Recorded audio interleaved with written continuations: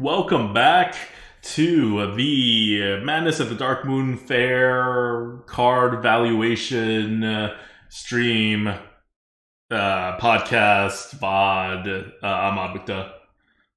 This is Merps. Let's talk about some actual cards or things. Let's not talk about cards. Let's talk about the meta.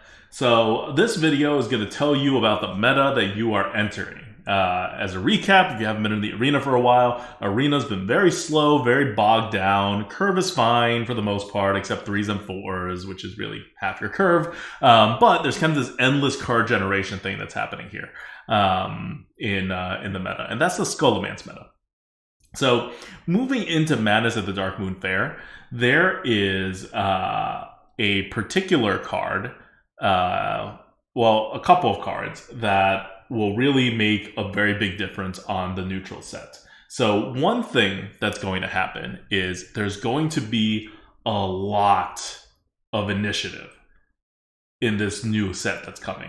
So your initiative amount that you have per deck is going to get significantly increased because there are some cards that there's some cards that will support this.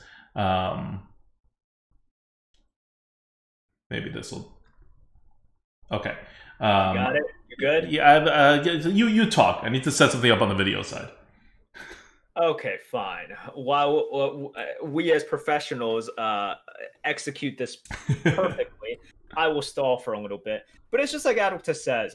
It's a theme that we've been seeing with the latest expansions throughout the past couple of years, really, where what Blizzard has done is say, all right, we're going to give all classes and even a lot of neutral cards ways to swing the board. Sometimes you have to trigger something, as we'll see with Corrupted. Other times it's just blank vanilla on the card itself. But Blizzard wants longer games, so they have printed tons and tons of ways for classes to respond to a threat, to kind of equalize on the board.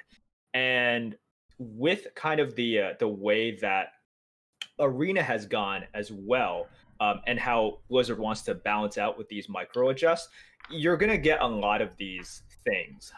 Just so expect tons of ways for you to respond, but also when you're on the board, expect your stuff to get wiped out. You should never really feel safe that this thing is definitely going to stick. Yeah, okay. So now that we got the cards up, I'm just going to spoil it right now instead of waiting to the next video because I kind of need it for this video. But the number one card, the number one neutral card in the game, in the entire game, and this is a little bit higher than even Twin Tyrant would be if Twin Tyrant were in this meta, is Claw Machine. It's coming out. It's a 6-mana, 6/3 rush mech with a death rattle where you draw a minion and then give +3/+3 to that minion. So on the turn you would play this card, right? Like it's just a rush card that deals 6 damage for 6 mana. It's nothing special. Its power really happens afterwards. So you're not gaining a lot of tempo in it, but it is so powerful that you're going to stick this in every deck. And there's another card, Darkmoon Dirigible, another common card. That's a 3-mana 3/2 mech with Divine Shield that once you corrupt it, so basically later on, anytime after turn 4, it will then kind of have Rush. So between these two cards, what you're going to end up with is a lot of Rush just in everyone's decks, right? These are common neutral cards. And these types of rushes, again, 3 mana deal 3 damage, not a big tempo play, right? 6 mana deal 6 damage, even less of a tempo play. You can put this together with Fishy Flyer, for example. Fishy Flyer in the previous set, the 4 mana 4/3 rush, Death Rattle, you have another 4 mana 4/3 rush. These are not high tempo cards, but they are very, very good cards. You will draft all of the cards, all of these cards, and so you will just have a lot of initiative, right? And Hearthstone becomes a very kind of like dynamic game rather than I'm going to set up my stuff, you set up your stuff, and we're going to fight it out on the board. It becomes, in the arena, everybody has spells. And these spells are actually neutral minions called Fishy Flyer, Claw Machine, Darkmoon Dirigible. And everything Murph said is totally on point. You're just going to be taken off the board if you don't have these cards, if you don't have as many of these cards as your opponent, and you can be safe and take your opponents out if you do. So it's an interesting way that Blizzard has approached this, where by putting so many low tempo rush cards, like these are not the same as Evasive Worm. Right? Evasive Worm is a high tempo rush card. That was 6 mana, deal 5 damage, but then you get a whole 5/3 on the board, right? So that's a high tempo card. These are all low tempo cards. So the original problem with Curvestone is whoever wins the board wins, right? And then you had a whole bunch of comeback mechanisms that really were basically like board clear, and that's it. So now you are mitigating the effectiveness of your opponent being on the board and having initiative, because everybody also has initiative. Not high tempo initiative, but low tempo initiative. Like, it's a very interesting way that Blizzard has chosen, and I think it really makes it solves the Curvestone problem without creating like more Curvestone, right? Because if you just have more stuff with initiative, then whoever has more on the board presence is still going to just push forward more. But now, in order to do the initiative, you have to trade your tempo kind of for card advantage and for, like, I don't know, possibly survivability or reach, but those cards don't exist yet. So all of these kinds of things really it creates an interesting meta. The meta is going to feel very different than it did before. It'll feel a little more stable, I think, because everybody has access to all of these initiatives. You guys know what Fishy Flyer did. It was very freaking annoying, but it was always kind of fair because they're always paying a crap ton of mana for it. Now, Fishy Flyer is an insanely good card, but on the board, tempo-wise, it was a very fair card, and that trend is going to continue. So lots of rush, but in a fair tempo way, where all of its power is coming on the late end in like card advantage. The dirigible, the Darkmoon dirigible is a high tempo card. I say it's not a high tempo card. Obviously it is, because after you rush, you have a 3/2 minion on the board, which is, tempo, but that's a minion that can't act until the next turn. And this is not applicable until turn 5 at the earliest in the arena. And even afterwards, if you like top deck it, for example, you have to play another big card before you can use it. Like, there's enough conditions on it that it's not really helping you push the tempo as much as, most rush cards probably would. Like, it's different than say a Rusty Raider, right? Which is a rush card, but it pushes tempo. Okay. Going to my next theme. So the first theme, lots of initiative. This is different than other metas. The amount of initiative, you may be like, oh, I remember metas where there was high initiative. No, this one's going to be more so. The board is less important than ever, kind of. On the other hand, the board actually does have plenty of curve cards. We'll get into that later. So the second theme that I want to talk about is that there are fewer 6 mana plus cards, and a lot fewer 8 mana plus cards. I'm not going to show you all the small cards, but you guys saw Claw Machine. Claw Machine's a 6 mana card. That's kind of it. When it comes to neutrals, there's not much over that. When it comes to class cards, you have like one class card, usually a rare, that is over that is good, and you should be drafting them. On the other hand, we lost a lot of the big neutral cards, whether it's Burly Shovel Fist or the Croc. We lost a lot of things. So overall, you're going to have a lot more smaller cards that you're going to play. Now, this is going to play in very well with the next theme, which is corruption. But if you're thinking that you're just going to be playing turn 1, 1 mana, turn 2, 2 mana, 3 mana, 4 mana, 5 mana, 6 mana, 7 mana, etc., you're not going to be able to do that because you're not going to be able to draft that. So it's not a matter of being able to like get those cards in your hand. Your deck won't even have those cards, compared to what you're used to in the Skullomance Academy meta. So it'll feel, in terms of the mana cost of the cards in your hand, a lot more like previous. Previous metas than Skullomance. Now, that's not to say that card advantage overall has reverted to pre-Skullomance. Because a lot of these cards, like you saw with Claw Machine, for example, they're actually really high card advantage cards. There's still going to be a lot of card draw. There's going to be a lot of ways that like buff cards in your hand to be like even bigger. So card advantage hasn't really dropped by too much, but the mana cost of your cards has dropped. And this is important to know for the next theme, which is the corruption effect. You want to take this one away, Merps? There's a lot of corruption cards. What kind of effect will they have on the meta? All right. We'll talk about corruption. And first of all, what is corrupt? If you have not been following, corrupt is an effect on cards in which if you are able to play a card that is higher mana than the card that has the corrupt keyword, it triggers the corrupt effect. That's what corrupt is. And what corrupt does is that it busts expectations. So that's one of the themes that we want to look at, because if you play Arena, unlike Constructed, in which there are expectations, but it's crazy. It's not based on here's what you can do on 3 mana, here's what you can do on 4 mana. It's like, okay, after they get their combo pieces, this is what they can do. So in Arena, you have expectations on 2 mana, 3 mana, 4 mana, etc., etc., and usually you can translate that into some sort of removal effect or average amount of stats that they can put out. And what corrupt does is it busts those expectations the further and further you go on into the game. So, you know, starting from, I would say, like turn 5. So what is the corrupt mechanic? What? What is the corrupt mechanic? I just explained. Oh, you just explained it? Okay, sorry. My God. Did you not listen? Well, no, I was doing algorithm stuff on because I'm still working on the algorithm as we're recording this. Great. Thank you for paying attention to that. Yeah, sorry about that. Starting from turn 5, essentially what happens is your old expectations for how much stats can they put out onto the board, how much can they remove off my side of the board, that changes now.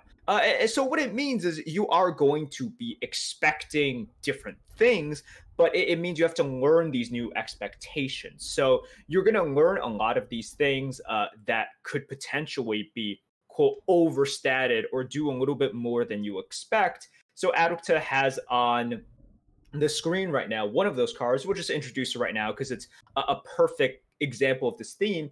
It's Fleethoof Pearl Tusk. It's a common neutral card. It's 5 mana 4/4 beast with rush and corrupt, gain +4/+4. So what that means is that later on, you're going to have to some extent, expect a 5 mana 8/8 rush. So for 5 mana, you're getting almost a Brilliant Shovel Fist effect.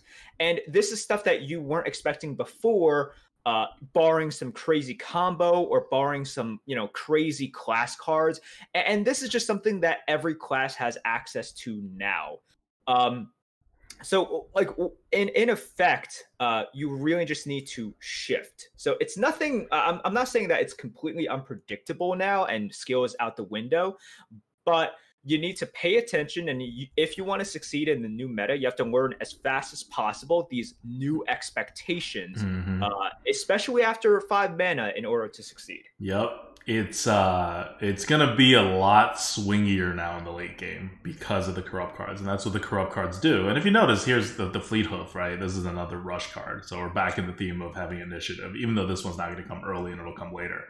But what corruption is going to do when you trade a lot of your tempo by having to hold these cards for the card advantage, it's following the themes we talked about before, right?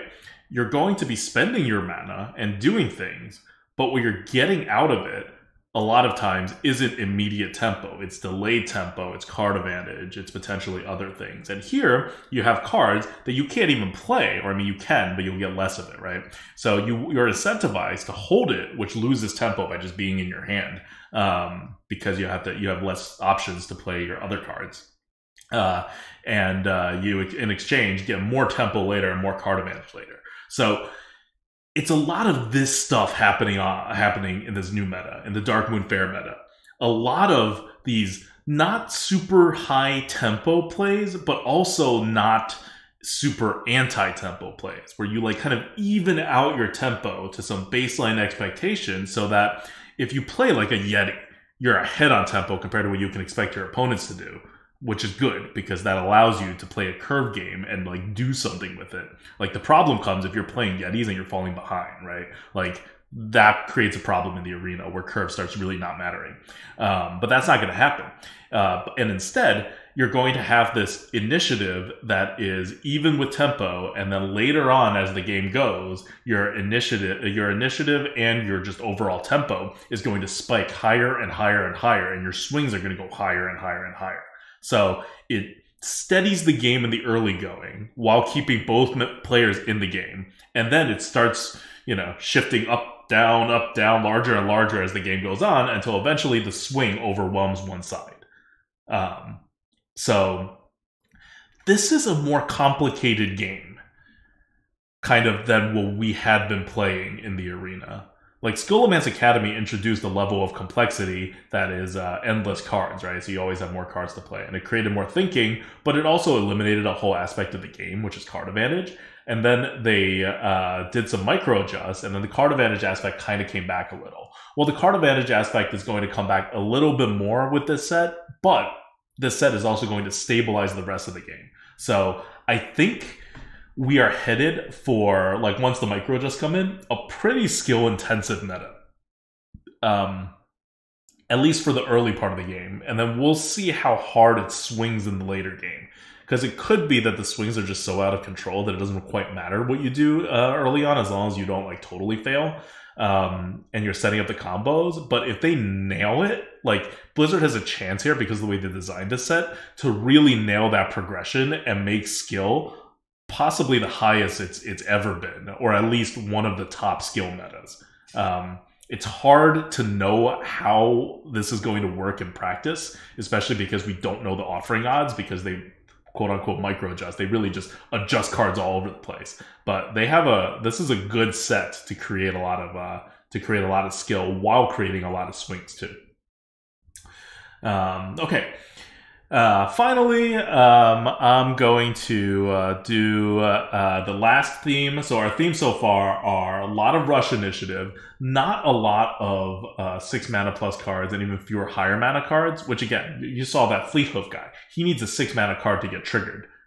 Like, he's not going to have that many of those cards to trigger it. So it's also this waiting game that you have to evaluate. Like, I feel like more people are going to play Fleet Hoof uncorrupted than they think.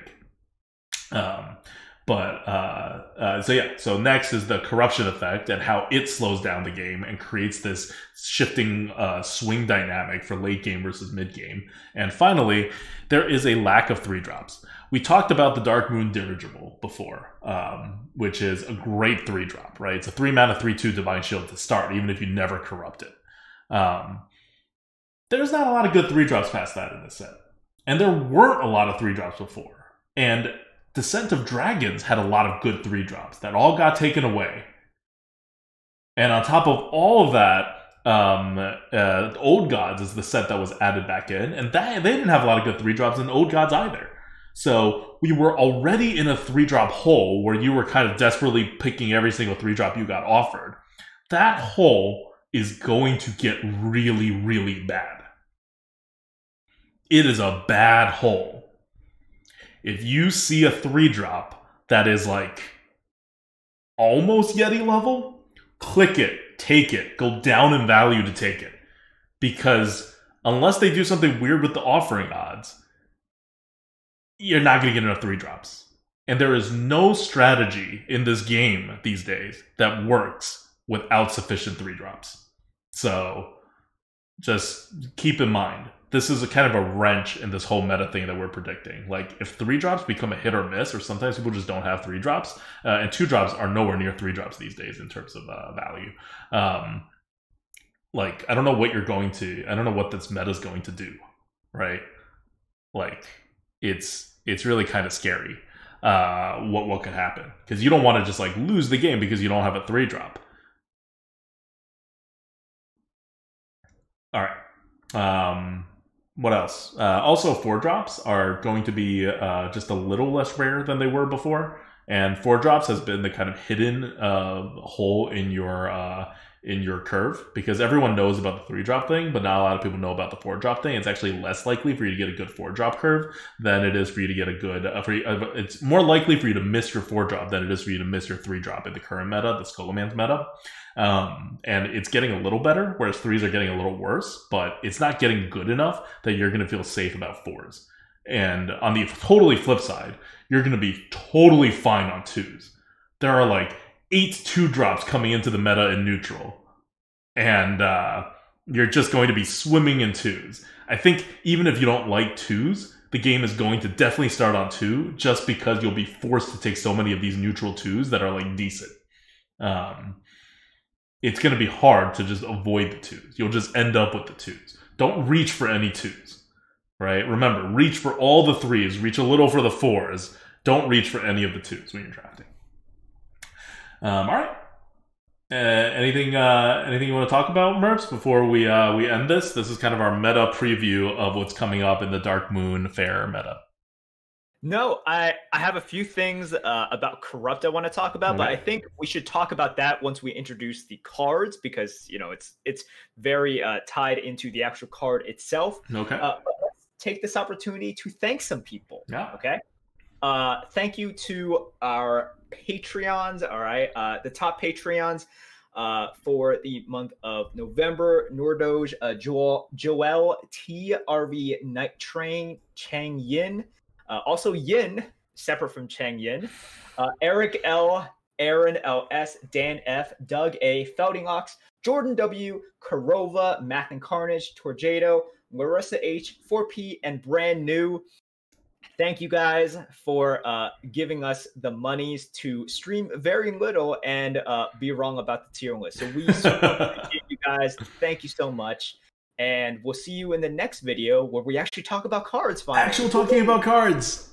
All right. See you guys. See ya.